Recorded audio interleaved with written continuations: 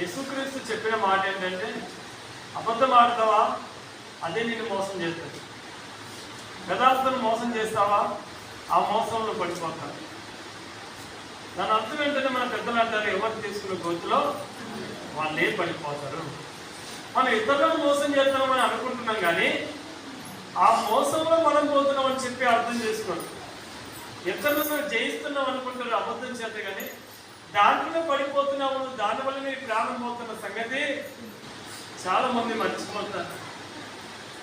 రమణం పిల్లారా, అందుకే ఏమంటున్నాడు ఏంటి, నిశ్చయముగా నా పెదవులు అబద్ధం పలుకుటం లేదు, నా నాలుక మోసం హెచ్చరించడం లేదు.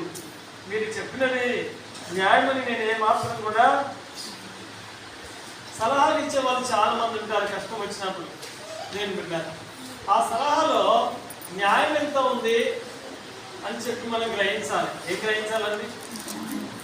న్యాయం ఏదైతే మనం ఎన్నుకోవాలి, లేకపోతే ఆ సలహా మనకి ఏమి కూడా వాళ్ళు ఇస్తారు మన క్షేమాన్ని కోరి, కానీ దాంట్లో మోసం ఉంటుంది, దాంట్లో ఇతరులకు నష్టం ఉంటుంది. మనకి సేఫ్గా ఉన్నా ఇతరులకు వాళ్ళు ఇచ్చినటువంటి సలహా ఇతరులకు హానికరంగా ఉంటుందని దేవునికి మనం పాత్రలో అవుతాం, లెక్క చెప్పడానికి పాత్రలు అవుతాం. కనుక మనం సలహాదారులు చాలా మంది ఉంటారు, కానీ ఆ సలహా ఎంతవరకు న్యాయమైంది, ఆ సలహా ఎంతవరకు సత్యం ఉంది ఆ సలహాలో. అందుకే ఏమంటున్నాడండి, మీరు ఇచ్చే సలహా నేను ఏమాత్రం కూడా ఒప్పుకొనను. నేను బిడ్డారు, ఇదిగో మీరు చెప్పినది న్యాయమని నేను ఏమాత్రం కూడా ఒప్పుకొనను. మరణం వరకు నేను ఏమాత్రం కూడా యథార్థతను విడువను. ఎంతవరకు అంట? మరణం వరకు. యథార్థత అనేటువంటిది కొంతమంది కొంతకాలం చాలా కరెక్ట్గా ఉంటారు, చాలా నిశ్చేతంగా ఉంటారు, చాలా నిష్ఠగా ఉంటారు. కొద్ది కాలం అయిన తర్వాత రాను వాళ్ళు నిశ్చేతం కోల్పోతూ ఉంటారు. వాళ్ళు పొందినటువంటి, వాళ్ళు తీసుకున్న తీర్మానాలు, వాళ్ళ సరిహద్దులు దాటిపోతూ ఉంటారు. నేను బిడ్డారా, ఎంతవరకు ఉండాలి, ఇంకెంతకాలం ఉండాలి? ఓపికే వాళ్ళకి ఏమైపోతుంటుంది దేవుని మీద. అందుకే నోట ఎందుకో 11వ కీర్తనలో 2వ వచనం అన్నాడు, దేవుని కార్యములకంట మనం విచారించాలంట. ఏం చేయాలంట?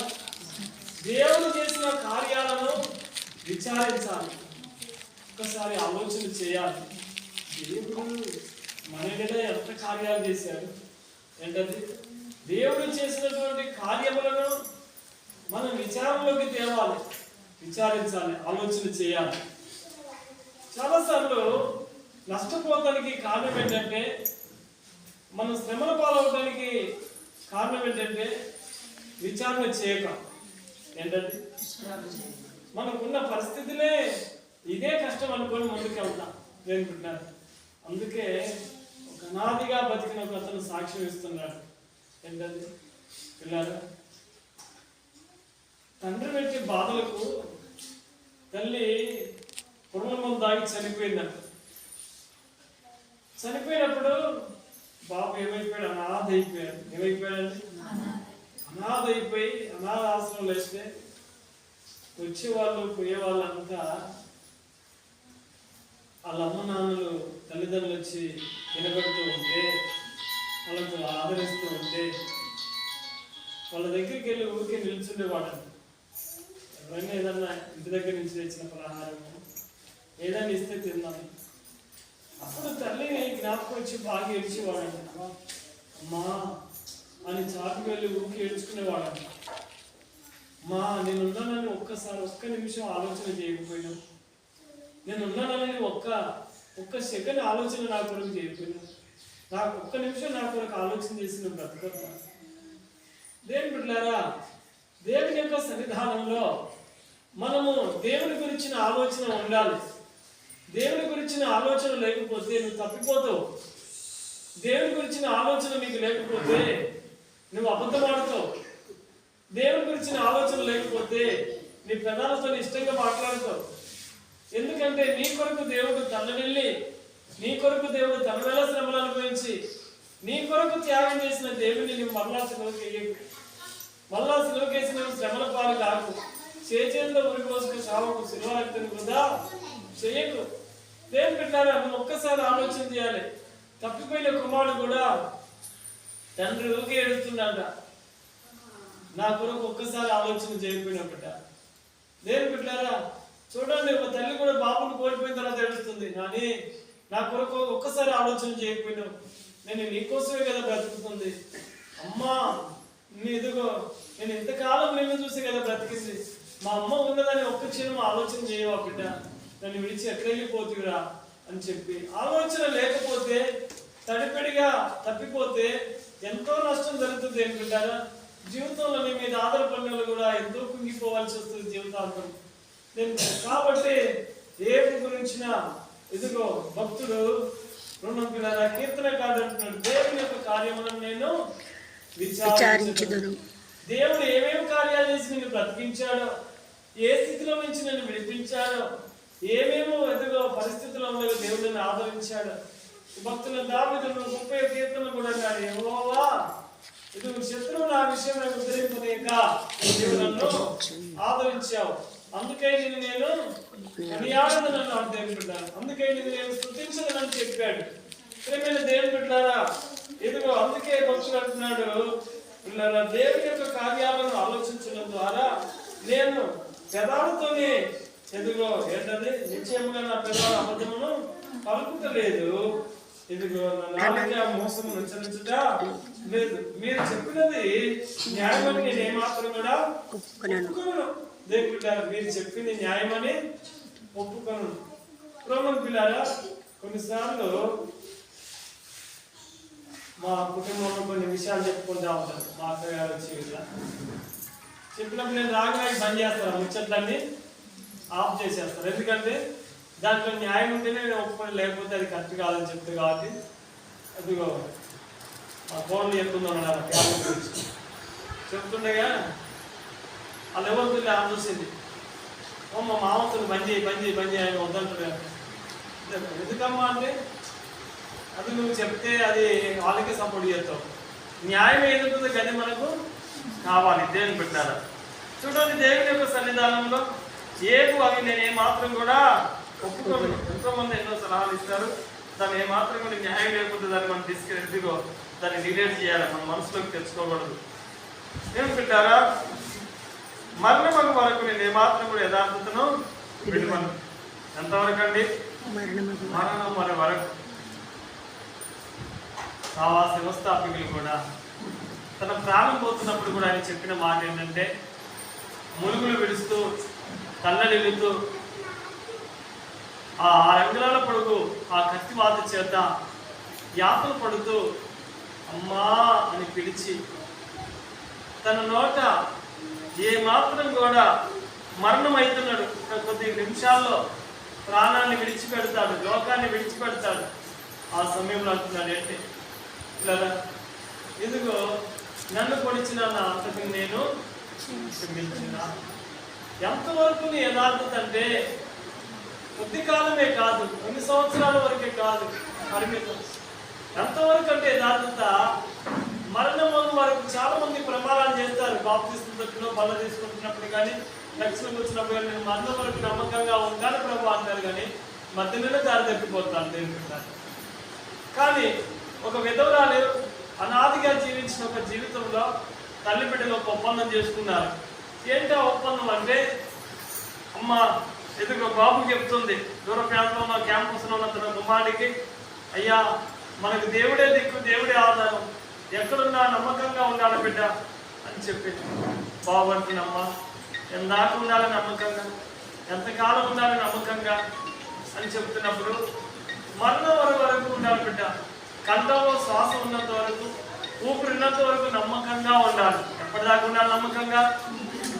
ఏదో ఈ పళ్ళ తీసుకున్నాడు ఒక్కరోజే కాదు, ఒక సంవత్సరం మటుకే కాదు, తర్వాత మన కూతురికి వెళ్ళిపోయి తర్వాత భార్య తింటారు, తర్వాత భర్త తింటారు, తర్వాత పిల్లలు తింటారు, ఇది కాదు. జీవితాంతం వరకు నమ్మకంగా ఉండాలి. ఎందాక ఉండాలి నమ్మకంగా అంటే నీ కంఠంలో ప్రాణం ఉన్నంత వరకు నమ్మకంగా ఉండాలి. పిల్లరా క్యాంపస్కి వెళ్ళిపోయిన తర్వాత ఆ క్యాంపస్లో బ్యాచులర్గా ఆయనతో 6 ఉన్నారు, ఆయనతో 7. తల్లికి ఇచ్చిన మాట నెరవేర్చడానికి అనుదినం మోకరించి ప్రార్థన చేసుకుంటూ నమ్మకంగా జీవించడానికి దేవుని బిడ్డలారా, నమ్మకంగా ఎప్పుడైతే జీవిస్తున్నారో అనేకమైన శ్రమలు ఎదురైతే ఉన్నాయి. ఒకరోజు తన్నుకుంటూ పోతున్నారు, ఒకరోజు గిల్లుకుంటూ పోతున్నారు, మోకరించుకున్న ఒకరు మీద కూర్చుంటున్నారు. ఇలాగ చిత్రహింసలు తనకు మొదలైతే ఉన్నాయి. సమయం దేవుని బిడ్డారా, ఒకరోజు అడిగారు, నేను ఇంత హింస పెడుతున్నా కూడా నువ్వు ఎందుకు ఇంత ప్రార్థన చేసుకుని ప్రాణం మీద ఏమి ఇసుకలేదా? నీకు ప్రార్థన ముఖ్యమా ప్రాణం ముఖ్యమా అని అడిగారు. అడిగితే అయ్యా నాకు ప్రార్థనే ప్రాముఖ్యం అని చెప్పారు. నీ ప్రార్థనే ప్రాముఖ్యమా, నీ భక్తి యొక్క బలం ఎంతో తెలుసుకుందాం అని చెప్పి దేవుని బిడ్డారా ఒక దినమందు సముద్రం ఒడ్డుకు తీసుకెళ్లారు. అతన్ని సముద్రం ఒడ్డుకు తీసుకెళ్లి తలకిందులుగా సముద్రం విడిచారండి. కొద్ది నిమిషాలు సముద్రం విడిచి బయటికి తీసి అప్పుడు అడుగుతున్నారు, ఎప్పుడు చెప్పు నీకు ప్రాణం ముఖ్యమా ప్రార్థన ముఖ్యమా అన్నారు. నాకు ఒకటే ప్రార్థనే ముఖ్యమయ్యా. మళ్ళా కొద్ది నిమిషాలు సముద్రంలోకి దించారు, మళ్ళీ తీశారు, మళ్ళీ దించారు, మళ్ళీ తీశారు. అప్పటి వరకు దరిదాపుగా ఎన్నోసార్లు తీసి బయటికి తీసి అడుగుతున్నారు. చివరిగా తన ప్రాణం పోయే ముందు అంటున్నాడు, అయ్యారా నేను ఈ లోకాన్ని విడిచి వెళ్ళిపోతున్నాను. నేను చనిపోయిన తర్వాత నాకు ఒక సమాధి కట్టండి. ఏంటి సమాధి కట్టండి. నా నెట్టిగా ఎక్కడ పడితే అక్కడ పారేసి వెళ్ళకండి. నా జీవితానికి ఒక ఒప్పందం ఉంది, నా జీవితానికి ఒక ప్రమాణం ఉంది. గమనందు పిల్లారా, ఈ భక్తి ప్రమాణం లేకుండా చేయలేము. ఎందుకో ఈ భక్తి ప్రమాణం లేకుండా ఇదిగో నెల రోజుల భక్తి కాదు, లైఫ్ లాంగ్. ఈ భక్తి ప్రమాణం లేకుండా నువ్వు కొనసాగించలేవు. నా జీవితానికి ఒక ప్రమాణం ఉంది. యవనస్తులైన నన్ను నా తల్లి మాట ఇచ్చి నన్ను పంపించింది క్యాంపస్. నమ్మకంగా ఉందని నా తల్లికి నేను మాట ఇచ్చిన కాబట్టి నా సమాధి మీద ఒక శిలాపలక కొట్టి రాయండి. అదేంటి ఆ రాత ఏంటంటే, నా తల్లి ఎక్కడో దూరదేశం నుంచి ఒక కబరు పంపండి. ఆ దూరదేశం నుంచి వచ్చి నా సమాధి పైన ఉన్న శిలాపలకను చూసి ఆ శిలాపలక మీద రాసిన రాతను చూసి, అమ్మా నీ కుమారుడు మరణం వరకు శ్వాస ఆడినంత వరకు నమ్మకంగా ఉన్నాడమ్మా అని చెప్పి ఒక మాట రాసిపెట్టండి. నా తల్లి ఎంతో ఆవేదనతో వచ్చి తల్లడిల్లుతూ దుఃఖపడుతూ ఆ మాట చదివి నా తల్లి నెమ్మది నొందుతుంది. హల్లెలూయా. నమ్మకం అంటే ఎంతవరకు అంటే ప్రాణం ఉన్నంత వరకు నమ్మకంగా ఉండాలి. అది ఆత్మీయ జీవితానికి కష్టం. అందుకే ఏమంటున్నాడు, ఆయనకు ఎన్ని కష్టాలు అంటే దేవుని బిడ్డారా, ఏపు కష్టాల్లో మనం ఆవగించంత కూడా పడట్లేదు, ఏపు శ్రమల్లో ఆవగించంత కూడా మనం భరించట్లేదు. ఏపుకు 10 మంది పిల్లలు అందరూ చనిపోయారు. ఆస్తి ఊజు దేశానికే గొప్ప ధనవంతుడు, ఆస్తి అంతం అయింది. చివరికి తన దేహం పురుగులతో నిండబడి ఉంది. ఎదుగో ఎముకలు, ఎదుగో దంతాలు మాత్రమే మిగిలిన, ఏమీ కూడా లేదు మిగిలి. అటువంటి సమయంలో ఆయన చేసుకుంటున్న ప్రమాణం, నేను పెదాలతోనే ఎదుగో అబద్ధం ఆడను, నా నాలుకతోనే రేపు పెట్టారా ఇదిగో మోసం ఉచ్చరించను, మీరు చెప్పింది నేను ఏమాత్రం కూడా ఒప్పుకొనను, నేను మరణం వరకు నేను ఏమాత్రం కూడా యథార్థతను విడవను. ఎంతవరకు? ఒకవేళ యథార్థతని విడిచిపెడితే నా మనవి దేవుడు అంగీకరిస్తాడా? ఒకవేళ నేను అబద్ధం ఆడితే నా ప్రార్థన దేవుడు వింటాడా? ఇంత మరణ భయంలో కూడా దేవుని ఎదుట ఎంత విధేయత చూపెడుతున్నాడో చూడండి. ఆత్మీయత అనేటువంటిది, పరిశుద్ధత అనేటువంటిది ఏదో పరిశుద్ధతతో చెలగాటం ఆడకూడదు, దేవునితో చెలగాటం ఆడకూడదు, భక్తితో చెలగాటం ఆడకూడదు. మాట ఇస్తే దాన్ని ఎందుకో మరవకుండా దాన్ని వెంటాడాలి. దేవుని పెట్టారా? అది నిజమైనటువంటి భక్తి. పిల్లరా, నేను మరణం వరకు నేను విడవని యథార్థతని చెప్తున్నాడు. మరణం వరకు ఎప్పుడైతే ఆ బాబు యవనస్తుడు ఆ మాట చెప్పాడో, ఆ 6 తన ప్రాణం పోయిన తర్వాత తన మీద పడి వాళ్ళ హృదయాలు పట్టబడిపోయినాయి. దేని పెట్టారు? నువ్వు ఎప్పుడైతే నమ్మకంగా ఉంటావో, ఎప్పుడైతే నమ్మకంగా ఉన్న అనేకమైన శ్రమలు నీకు ఎదురవుతాయో, అప్పుడే అనేకులు దేవుని యొక్క సత్యం ఏంటో, నీ హృదయంలో ఉన్న భక్తి ఎంత శక్తి కలిగిందో అనేక హృదయాలు దేవుని తట్టుపడతాయి. దేవుని పెట్టారు. ఆ 6 యవనస్తుల మీద పడి గోరుమని ఏడుస్తూ ఒక ప్రమాణం చేశారు, అయ్యా ఈ యవనస్తుడి కనుక నువ్వు బ్రతికిస్తే మా ప్రాణాలు ఇంతకంటే శ్రమైనా కూడా మేము సాగిపోతాం, మేము ఈ 6 దేశాలకు వెళ్ళిపోతాము కరపత్రికల్లాగా, నీ గొప్పతనాన్ని రుజువు చేయ ప్రభువా అని చెప్పి ఆ యవనస్తుని మీద 6 పక్కలు పడి ఎలుగెచ్చి ఏడటం మొదలు పెట్టారు. దేవుడు పెట్టారు వాళ్ళ హృదయాలు కుమ్మరించి గోరుమని ఏడుస్తున్నప్పుడు దేవుడు ఆ యవనస్తుని బ్రతికించాడు. ప్రభునందు పిల్లరా, అందుకే ప్రజలున్న రాళ్ళు పగులంది మందిరాలు కట్టబడవు, తలలెక్కినది సామ్రాజ్యాలు. నీవు త్యాగము చేయకపోతే, నువ్వు నమ్మకంగా ఉండకపోతే, నువ్వు యథార్థంగా జీవించకపోతే ఎవ్వరు కూడా మారు మనసు పొందరు. నీ కుటుంబం మారదు, నీ జీవితమే మారకపోతే ఎవరు మారుతారు? కష్టం వచ్చినప్పుడు ఒక కొడుకు, సుఖం ఉన్నప్పుడు ఒక కొడుకు పడితే ఎవరు నమ్ముతారు? దేవుని బిడ్డ ఒకటే మాట, ఒకటే బాట, ఒకటే జీవితం. ఎన్ని తిరిగి చూడకూడదు. ఇది దేవుడితో ఒప్పంద జీవితం. ఇది ఎవరితోనే మాటకో తీరు, మనిషికో తీరు మాట్లాడతానికి మనుషులతో ఒప్పందం కాదు. ఇది ఎవరితో ఒప్పందం అండి? దేవుడితో ఒప్పందం. మరణంతోనే ఎదుగు అంకితం తప్ప జీవితంలో ఏమి చేస్తున్న మాట అదే. నేను మరణం వరకు ఏమాత్రం కూడా దాటుతాను విడవను. నా నీతిని విడవక గట్టిగా పట్టుకుందాం. ఎలా పట్టుకోవాలని? నీతిని గట్టిగా పట్టుకోవాలి. నీతిని విడిచిపెట్టకూడదు. దేవుని పెట్టారు, నీతిని విడిచిపెడతాడా లేడా అని చెప్పి అబ్రాహాముకు దేవుడు ఒక పరీక్ష పెట్టారు. నా మాట వింటాడా, నీతిని విడిచిపెడతాడా లేడని. నీకు ఒక్కడైన కుమారుని నాకు బలర్పించు అబ్రామా అన్నాడు. అంతే. నేను గట్టిగా పట్టుకున్నాను నీతిని. ఎలా పట్టుకున్నాడండి? గట్టిగా పట్టుకున్నాడు. చిత్తం ప్రభు అన్నాడు.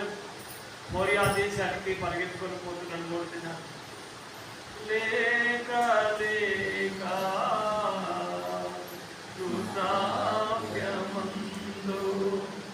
ఏకైక కుమారుని చింతిని లేక లేక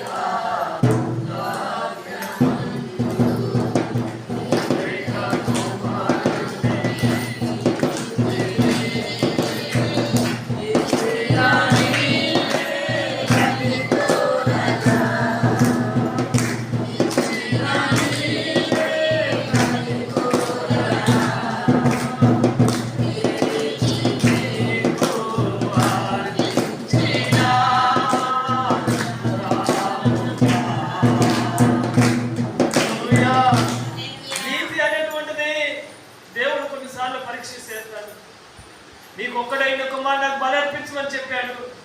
ఆ మోరియా దేశానికి తీసుకొని పోతున్నాడు. ఎంతవరకైనా నీతిని విడిచిపెట్టలే. ఎన్ని కష్టాలు వచ్చినా నీతిని విడిచిపెట్టలే. ఏపు జీవితంలో కూడా భార్య కూడా దూషిస్తుంది తను. ఇంకెంతకాలం బ్రతుకుతావు? బ్రతుకులో నాకు బతుకుతాడు, నాకు పని ఎక్కువ అవుతుంది, నీకు సేవ చేయలేక దేవుడు దూషించి చచ్చిపో అని చెప్పింది. లేదు లేదు, మరణం వరకు నేను యథార్థతని మాత్రం కూడా విడిచిపెట్టింది. ఇది దేవుడితో ఒప్పంద జీవితం. సహోదరుడా, ఈ ప్రమాణము ఏదో భార్య వద్దంటే ఆగిపోయేది కాదు. ఈ ప్రమాణం భర్త వద్దంటే ఆగిపోయేది కాదు. ఈ భక్తి పిల్లలు కాదంటే ఆగిపోయేది కాదు. ఈ భక్తి కొడుకు పెళ్లి కాదంటే ఆగిపోయేది కాదు. ఈ భక్తి బిడ్డ పెళ్లి కాదంటే ఆగిపోయేది కాదు. ఈ భక్తి ఈ భక్తి దేనితో కొనసాగాలి? మరణం వరకు కొనసాగించాలి ఈ భక్తి. అప్పుడే అంతవరకు సహించిన వాడికే జీవ కిరీటము. దేవుని బిడ్డారా, నీ ఒప్పందం ఎందాక నడుచుకోవాలనుకుంటున్నావు? ప్రభు యొక్క శరీరంలో, ఆయన రక్తంలో పాల్పొందులు పొంది నీవు ఆ యవనస్తుడికి ఒక తీర్మానం, తల్లికి ఇచ్చిన మాట, మరణం వరకు నమ్మకంగా సాగిపోయాడు. ప్రియ సహోదరి సహోదరుడా, నీ ప్రమాణాలు ఎందాక? రేపు అడ్డగిస్తారేమో ఆగిపోతావా? ఈ రోజు ప్రభు యొక్క శరీరంలో, ఆయన రక్తంలో పాల్పొందులు పొంది నీవు ప్రమాణం లేకుండానే వచ్చావా? సిద్ధపాటు లేకుండానే వచ్చావా? ఇదిగో నువ్వు సిద్ధపాటు లేకుండానే ప్రభు యొక్క శరీరంలో, ఆయన రక్తంలో పాల్పొందులు పొందుతావు. గదాలతో ఏది పడితే ఉచ్చరించి ఇదిగో ఆయనతో దేవుని స్తుతిస్తావా? చేతితో ఏ పనులు పడితే ఆ పనులు చేసి దేవుని బిడ్డలు దేవుని సన్నిధిలో చేయి దాపుతావా? ఎందుకంటే నీ ప్రార్థన దేవుడు వినడు, నువ్వు పెదాలతో చేసినటువంటి ప్రార్థన. అందుకే భక్తిహీనునికి ఆధారం ఏది? నీతిగా ఉంటే నీకు ఒక ఆధారం. నీతిగా ఉంటే ఇది లోకం అనేది ఒక సముద్రం లాంటిది దేవుని బిడ్డలారా. నీకు ఎక్కడ దరి దొరకదు. నువ్వు నీతిగా ఉంటే దేవుడే ఆధారం నీకు. ఈ లోకం అనేది ఒక సముద్రం. చిన్ని పడవనయ్య నేను యేసయ్యా, లోకమనే ఈ సముద్రములో పడవ నడిపే శక్తి నాకు లేదయా, లోకమనే ఈ సముద్రములో. నేను బిడ్డలారా, అదొక చిన్న పడవ అనేది. ఈ సముద్రం మహా విశాలమైనటువంటి సముద్రములో నీ పడవ నడిపే శక్తి నీకు సరిపోదు. ఆ పడవ నడిపే శక్తి దేవుడు. నీకు ఆధారం దేవుడు కావాలి. నువ్వు భక్తిహీనంగా ఉంటే నీకు ఆధారం ఏంటి లోకంలో? అందుకే భక్తులు అంటున్నాడు, భక్తిహీనికి ఆధారం ఏంటి? వానికి బాధ కలిగినప్పుడు దేవుడు వాని మొర వినునా ఏంటి? ఈ భక్తికి ఎన్ని ఆధారాలు ఉన్నాయి అనుకుంటున్నావు దేవుని బిడ్డలారా? నువ్వు మొర పెడితే దేవుడు వినాలి. నువ్వు మొర పెడితే దేవుడు దిగి రావాలి. దేవుని బిడ్డలారా, చూడండి, ఆ తల్లి చెప్పిన సాక్ష్యం మీరు ఉన్నారు కదా. ఆమె మొర పెడితే ఏం చేసింది దేవుడు? ఆమె మొర విన్నాడు. ప్రభునందు పిల్లారా, నువ్వు నీతిగా ఉంటే దేవుడు నిన్ను చేయి వదిలిపెట్టి వెళ్ళదు. జైలు పునాదులు కూలిపోయిన నీతిగా ఉండే భక్తులు మొరపెడితే దేవుని బిడ్డలారా, దేని మోడీ గారు సముద్రంలో ఉండి మొరపెడితే పలిగిపోయిన ఓడ అద్దరికి చేరింది. ప్రేమ దేవుని బిడ్డలారా, ప్రభు యొక్క శరీరంలో ఆయన రక్తంలో పాలుపందులు పొందే నీవు ఏ విధంగా సిద్ధపడ్డావు? ఏ విధంగా నీ తీర్మానం ఉంది? నీ యథార్థత ఎంతవరకు తీర్మానం చేసుకున్నావు? మొదటి ఉన్నటువంటి తీర్మానం ఈ దినాల్లో తీర్మానం మీద లేవేమి? నిన్ను నీవు పరిశీలించుకో. ప్రభు యొక్క శరీరంలో ఆయన రక్తంలో పాలుపందులు పొందే నీవు నువ్వు యథార్థతను ఎక్కడైనా వదిలిపెట్టావేమో, నీతిని ఎక్కడైనా విడమర్చినవేమో. ప్రభు యొక్క శరీరంలో ఆయన రక్తంలో పాలుపందులు పొందే నీవు సరి చేసుకొని ఆయన శరీరంలో ఆయన రక్తంలో పాలుభాగస్తులు కావలసిందిగా దేవుని యొక్క వాక్యం ద్వారా మనం సరి చేసుకుందాము. దేవుడితో పరిశుద్ధులైన దీవించుగా.